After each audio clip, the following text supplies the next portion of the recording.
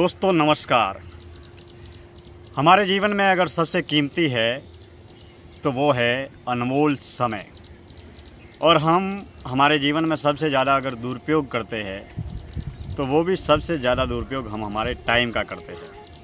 हम टाइम का वैल्यू समझ नहीं पाते हैं। ज़िंदगी इतनी तेज़ी से दौड़ती है, भागती है कि हम समझ ही नहीं पाते कि कब हमारा जन्म हुआ, कब बच्चे हुए, कब बच्चे से जवान हुए और जवान से बूढ़े हुए। हम हमेशा यही सोचते हैं कि हमारे पास में बहुत समय है, हमारे पास बहुत समय है।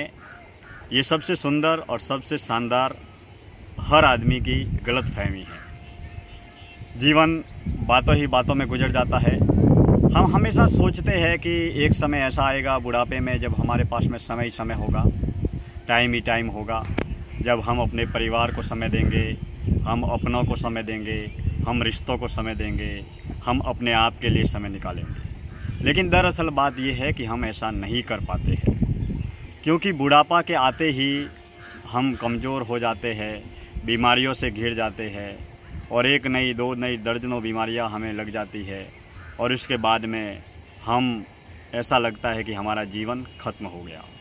इसके लिए दोस्तों हमें हमारे जीवन में हमेशा हर लम्हे का आनंद लेना चाहिए। परमपिता परमात्मा ने जो भी जितना भी दिया है उसमें खुश रहना चाहिए और खुशियाँ बांटनी चाहिए और अपने आप के लिए समय निकालना चाहिए, अपने परिवार के लिए समय निकालना चाहिए। हम ताउम्र धन कमाने में अपना जीवन न्योछावर कर देते हैं, ख़त्म कर देते हैं और जीवन के आखिरी दौर में वही धन हमारे लिए काम नहीं आता है और हम अपने आप के लिए, परिवार के लिए, समाज के लिए, धर्म के लिए समय नहीं निकाल पाते हैं। अंत में ऐसा महसूस होता है कि जो धन हमने जितना भी कमाया है वो धन यहीं पर पड़ा रह जाएगा और हम ऊपर चले जाएंगे। इसके लिए आप आनंद से जिए, हंसी खुशी से जिए। इसी समय की कीमत को लेकर एक मैं आपके सामने कहानी सुनाने जा रहा हूँ। एक बार हुआ यूँ कि एक आदमी बूढ़ा हो गया और बूढ़ा होते ही उसको यमराज लेने आए। जैसे ही यमराज जी ने दरवाज़ा खटखटाया तो उस बूढ़े आदमी को होश आया, अरे बाप रे, मेरा तो पूरा जीवन चला गया, मुझे मालूम ही नहीं पड़ा कब मेरा जन्म हुआ, कब बच्चा हुआ, कब जवान हो गया और कब बूढ़ा हो गया। ये खबर ही नहीं चली। मैंने तो जो जीवन जीना था वो जिया ही नहीं, मेरे को जो काम करने थे वो किए ही नहीं, मेरे को, अपने आप को और अपने परिवार को समय देना था वो दिया ही नहीं। मैं तो हमेशा आज का काम कल पर टालता रहा, कल का काम परसों पर टालता रहा। इसके लिए मैं मेरी ज़िंदगी के सारे काम अधूरे छोड़ते आया और कुछ कर भी नहीं पाया। ऐसी स्थिति में ज्यों ही यमराज ने दरवाज़ा खटखटाया तो वो बूढ़ा बोला, प्रभु मुझे माफ़ कर दो, मेरे को ज़िंदगी अभी बहुत जीनी है, मेरे को बहुत सारे काम करने बाकी है, मैंने जो धन कमाया है, अपार धन, उसका आनंद भी लेना है, मुझको जीवन भी जीना है।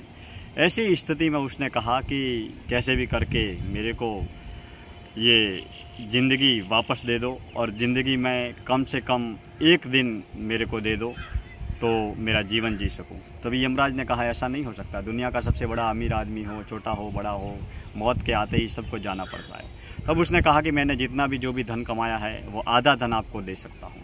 लेकिन यमराज ने कहा कि आप कितना भी धन दे दो, लेकिन ऐसा नहीं हो सकता। तब उसने कहा कि मेरा जीवन का कमाया हुआ पूरा धन आप रख लो, आप ले लो और मुझे ज़िंदगी का कम से कम 1 घंटा दे दो।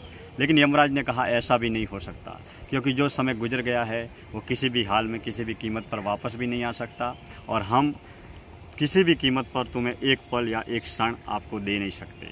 ऐसी स्थिति में आपको इस दुनिया से को छोड़कर जाना ही पड़ेगा।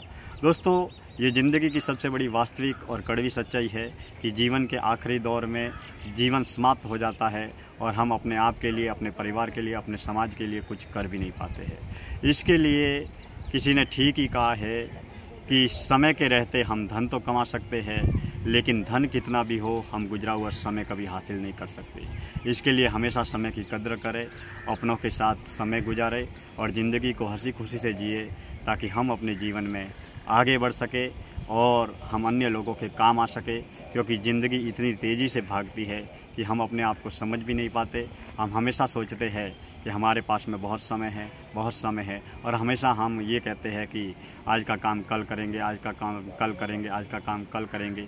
इसी कल के सहारे काल हमारे पास में आ जाता है और मौत की घड़ी में हम मौत को पा लेते हैं।